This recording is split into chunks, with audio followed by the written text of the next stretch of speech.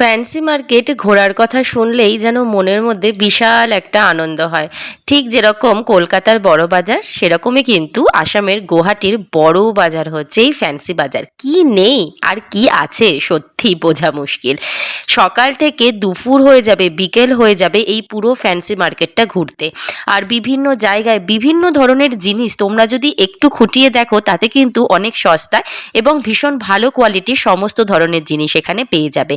যারাই আসাম আসবে সবাইকেই বলবো যে তোমরা কিন্তু অবশ্যই একটু সারাদিনের জন্য একদিন হাতে টাইম নিয়ে পুরো ফ্যান্সি মার্কেটটা ঘুরবে। দেখবে এত সুন্দর সুন্দর অপূর্ব সমস্ত জিনিস পাবে যে তোমাদের একদম চোখ ধাঁধিয়ে যাবে।